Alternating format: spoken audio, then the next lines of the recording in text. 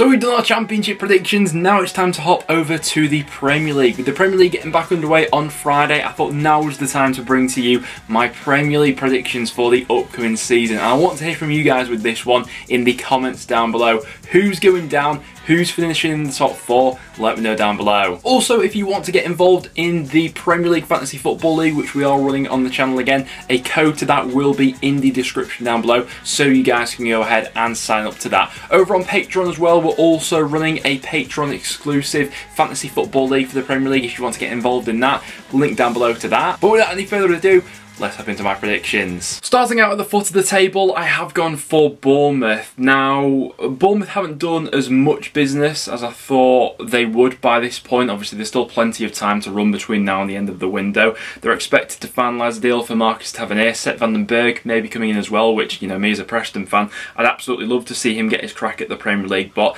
I actually think more so than the talent that's in your squad, the ability to make that step up from the Championship to the Premier League, a lot of the time is about style of play and how transferable that actually is from the Championship to a higher level in the Premier League. And I just think that Bournemouth may have the most work to do in terms of that style of play. Now, I have looked into a bit of Bournemouth's pre-season so far. Seems like Parker has potentially been tweaking with a bit of a 3 at the back system, which could end up suiting Bournemouth better and being a little bit more defensively resilient, which they'll need to be stepping up to the higher level. But I just think they're relying on a lot of players collectively all making that massive leap up to the Premier League. Are the likes of Dom Solanke, Jamal Lowe, Kiefer Moore, between them going to score enough goals consistently to beat the drop? I'm not sure at this point, so I've got Bournemouth in 20th. Apologies, Cherries fans. Next then, and in 19th place, I've then got Fulham, which I'm quite disappointed with, really. At the start of the summer transfer window, I was really liking the look of the business that Fulham were doing, but since that point,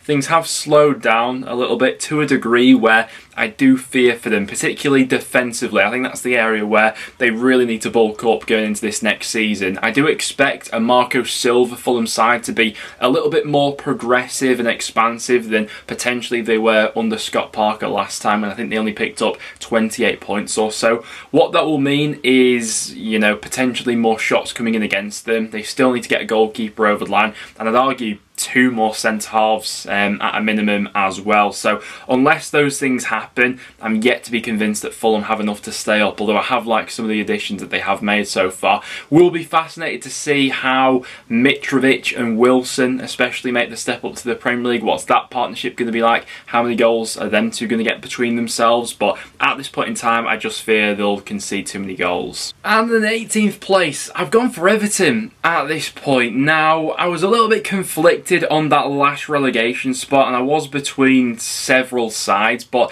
in the end, I've thrown Everton in there, and it looks wrong. But it looks wrong because it's Everton, and we think, oh, a club as big as Everton surely can't be relegated from the Premier League. But I think if you were to make Everton like just a faceless entity, forget, you know, that this is Everton, and that goes with all the history of Everton and things like that. If you were to just look at the squad they're working with on a blank canvas, considering it's Lampard as well, and he still has some doubts over him, I think a lot of people would then have this side in the bottom 3. I think a lot of people also think that they may just scrape it because of the fact that it is Everton. But they've made a couple of additions so far. James Tarkowski and Dwight McNeil both coming in from Burnley.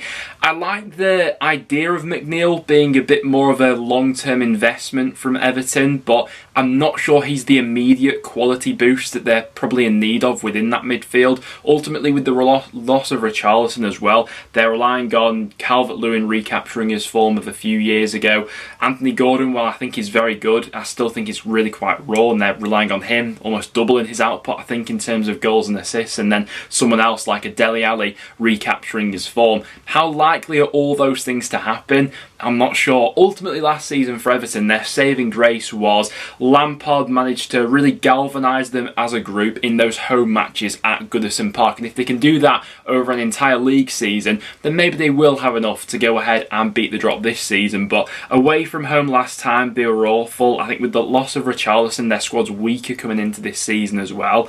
I think there's just a lot of red flags with Everton. So I've got them in 18th, but I mean, they probably will end up scraping it, won't they? But I'm just not sure at this point. And then just avoiding the drop, I've then gone for Leeds United, who I think are a little bit of a tough one to call at this point. I do think that they have a lot of potential upside with the additions that they have made, but I think that with the quite high turnover of the squad, it will probably be a bit of a bumpy and inconsistent ride for Leeds, particularly maybe during the first half of the season while Jesse Marsch tries to get his new philosophy across and bed in all these players from different leagues coming in. It's clear to see that the strategy from Leeds is to invest in young and upcoming players. I think of the 6 additions that they've made throughout this transfer window so far, the average age of all those additions is just over 22 years old. We can't sketch over the massive losses of Rafinha and Calvin Phillips. You know, Rafinha had that magic in his boots whereby even if Leeds weren't having a good game, he could get you something out of nothing like that. And Calvin Phillips was very much the pendulum in that side,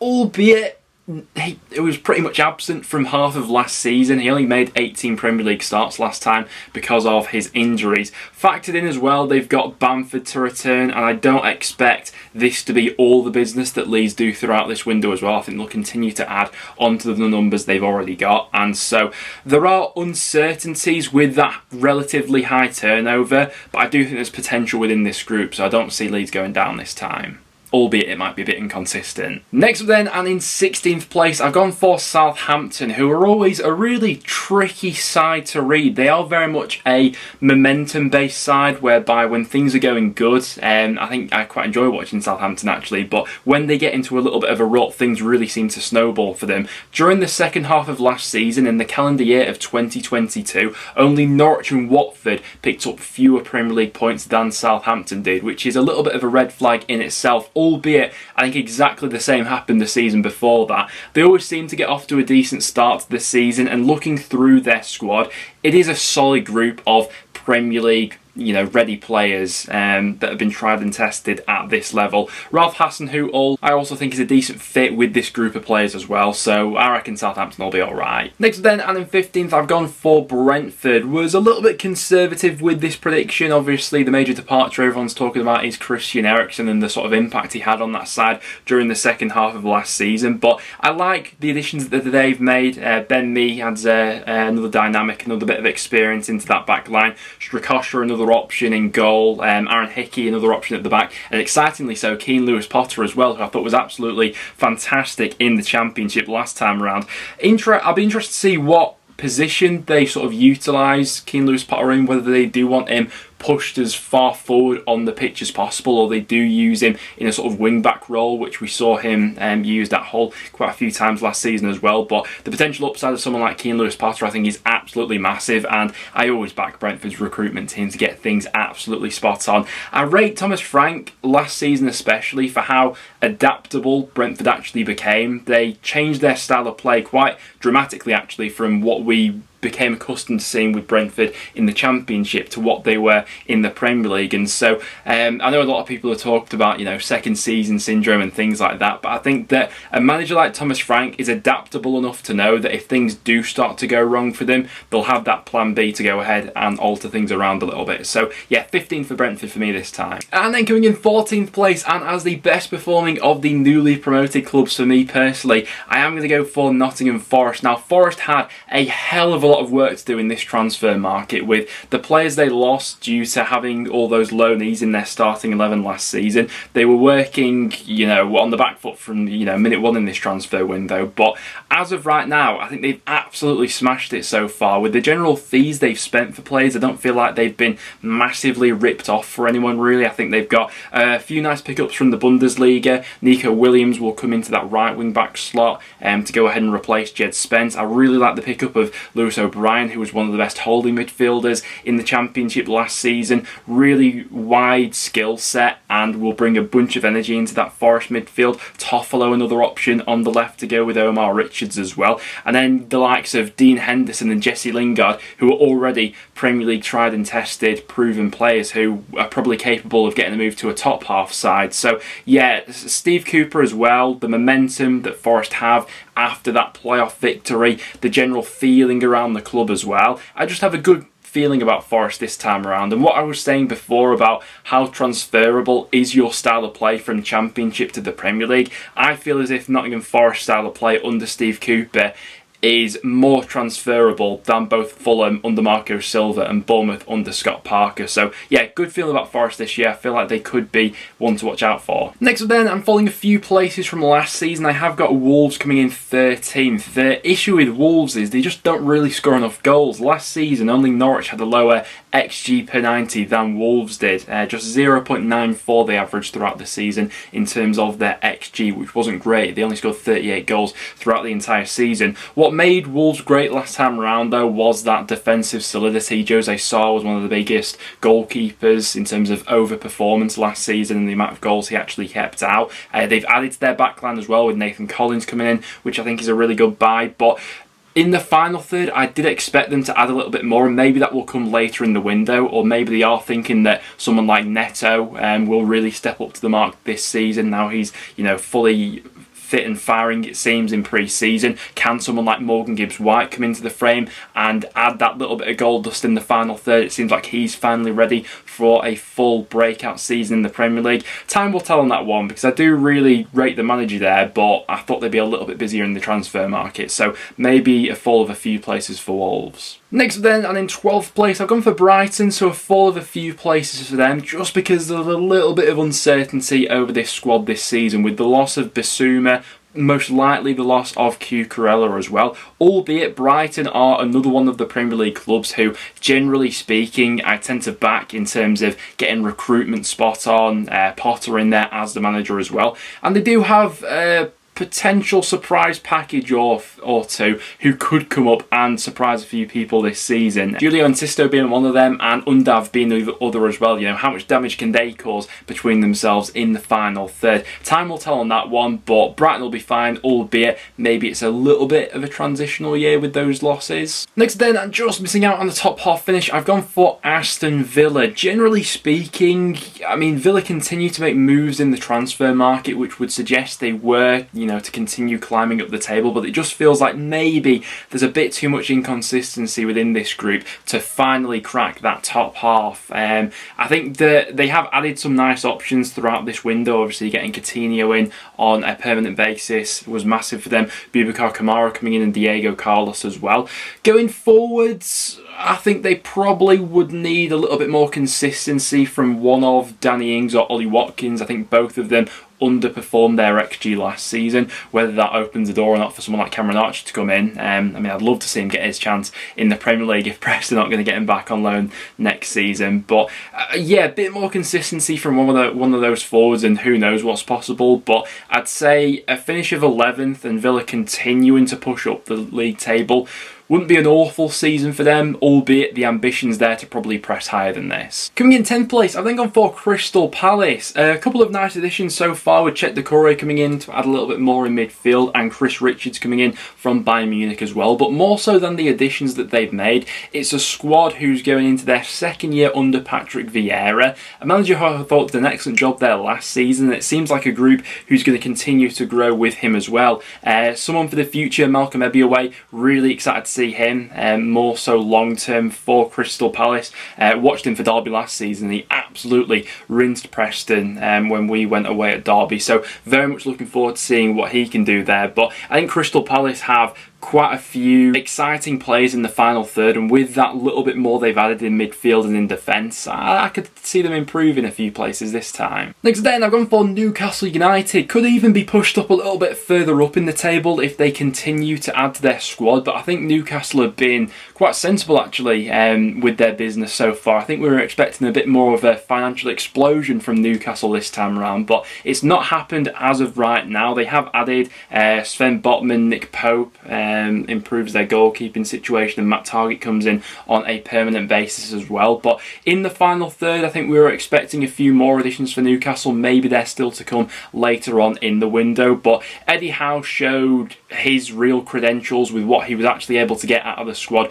that was already at his disposal previously and under Steve Bruce. I know they made additions in that January window as well, but Howe more than proved his worth during that second half of the season, and if Newcastle are to continue to improve at the rate they are currently doing. If they add a little bit more in this window, probably a little bit more in January as well, no reason why Newcastle won't be up and around the top half this season. Next then, and in 8th place, I've gone for Leicester City now. I've seen a few Premier League predictions so far with Leicester falling off by quite some distance, and I get that there's been no real movement in the transfer window so far. We recently had that story about Schmeichel. Tielemans continues to be linked with the move away as well.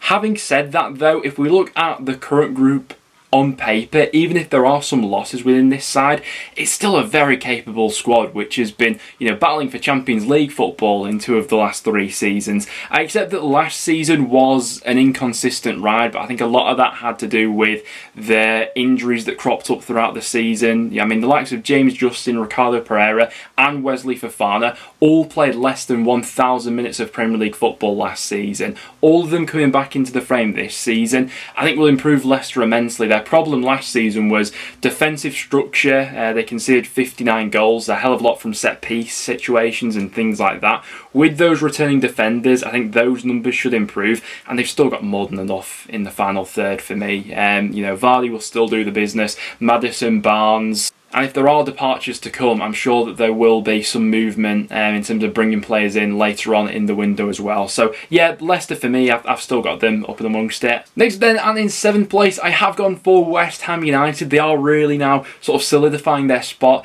in this place, but it has been a really impressive transfer window so far. One of the more underrated bits of business that they've done is bringing in Flynn Downs, I thought, from Swansea. He was absolutely excellent there last season, and as a bit more of a long-term investment, I'm really excited to see how he gets on. But Scamacca is the one that a lot of people are excited about. Antonio, while he had his moments last season, I think needed that other man to go ahead and fall back on, and they've absolutely got that with Scamacca coming in. David Moyes has proved his worth tenfold throughout his time at West Ham as well, and they've also kept hold of their key assets so far. I really wanted to predict them in one of those top 6 spots, and they've got every chance to go ahead and do so. They were right on the tail of Manchester United last season, but the top 6 is a tough nut to crack, isn't it? Coming in 6th place, I have then gone for Manchester United. Now, I do like almost everything I've seen from Manchester United in pre-season so far. I think it will be a massive improvement from what we saw last season. The first half under Ollie, and then the disastrous second half under Ragnick. There's no doubt that from a coaching perspective and a long-term view, Erik ten Hag will get Manchester United back up and amongst it. But this season, maybe a little bit of an inconsistent ride. I certainly don't think that ten Hag up until this point has had anywhere near the transfer window that he was hoped or maybe promised when he first got the United job. Considering that they'll still be going into this season relying on the likes of, whether Martial can have a second lease of life in the United shirt, McTominay, Maguire, Lindelof. It's not quite been the massive overhaul of players that we thought it could have been at United going into this season. Added on to that as well, all the drama and the sideshow which follows along with Ronaldo. I just feel like there's been maybe one too many distractions that could continue to go on throughout this season for Ten Hag to properly get United up and amongst the top 4 in his first season, but I certainly think he'll improve them. I'll give you 4th and 5th at the same time, because for that first Champions League spot, I was really 50-50 between Arsenal and Chelsea. In the end, I've just given it to Arsenal, but a few more moves from Chelsea in this transfer window, and that could then sway it back to them being the favourites for that spot to me. I think that last Champions League spot especially will be really hotly contested this season. Man United can even throw themselves in the ring for that one as well. I've just given it to Arsenal though. I feel as if they're another year into the Arteta project. Last season, despite not having all the pieces there in terms of, a number 9 depth in some other positions that they've added this season, Arsenal weren't all too far behind Chelsea. I do feel as if Chelsea are a little bit weaker across the board actually. Through no fault of Thomas Tuchel really, it's just not been an ideal transfer window for Chelsea. They've not been able to land their primary targets. When Todd Boehly came in, I think there was the promise that there would be a little bit of an overhaul of this Chelsea squad, and it's not quite happened that way so far. Obviously I do like the additions of Sterling and Koulibaly, but I think that Tuchel was promised a little bit more in this transfer window, and I just have the feeling that the signing of Gabriel Jesus especially maybe could take Arsenal onto that next level. He is that consistent goal scorer that they just didn't have the luxury of last season. So Arteta has been financially backed for another season. I think the pressure's on him to properly mount a challenge this season season for the top 4, and as things stand, I reckon they could just pip Chelsea, you know. Coming in third place, I have then gone for Spurs. Antonio Conte's first full season in charge of them. I think that I, like a lot of people, are quite hot on Spurs at the moment. It's been a promising transfer window. Conte has been landing seemingly all the players that he wanted to in this window so far. And it's been a decent sort of blend of experience, players who are in their prime right now, and a couple for years to come as well. They already had some great attacking dynamics within that squad. That front three that finished the season last time round was absolutely firing on all cylinders, and to add Richarlison into the mix as well, I think is exciting. Basuma's an excellent addition into midfield as well, and Conte all round is just a top manager, albeit I'm not sure that'll be quite enough to bridge the gap to the top 2 who were so far away last season. And you can probably tell where this is going now, but coming in second place, I have gone for Liverpool. They will be there or thereabouts in the league, I have no doubts about that. How much will the loss of Sadio Mane affect them, though? Time will tell on that one. I did think during the second half of last season he was one of Liverpool's most important players, particularly when Salah went off the boil somewhat, but I'm sure we'll have revert to type for Salah this season. I'm sure he'll be right up there in the golden boot race, hitting 20 goals plus this season, and the introduction of Darwin Núñez as well, who I anticipate will get better as the season goes along. Maybe we'll see a little bit of an adaptation of that system from Liverpool. I like some of the young additions that they made throughout this window as well, like the capture of Carvalho from Fulham, and I think that this will be a season where we see a little bit more of Harvey Elliott in that side as well. So yeah, Liverpool once again going to be really good, but I think they might just miss out. And it is the boring obvious answer, but I do think Manchester City will once again go on to lift the Premier League title this season. There have been quite a few moving parts with Man City. We've seen more major first team departures than we have in quite some years for City, but the quality they brought into this squad is unquestionable, and the grind that this City team is capable of over a long Premier League season is almost unmatched by everyone else. So yeah, City for me, I think take it this season again. But guys, there you have it. To the side of me you can see my Premier League predictions for the upcoming season. I want you guys to get involved though. Let me know your top 4 and bottom 3 in the comments down below, particularly interested to know those positions. But guys, that will now wrap it up for today's video. If you did go on to enjoy, make sure to leave a like and do stick around and subscribe for some regular content. Thanks for watching though guys, and I'll see you all in the next one.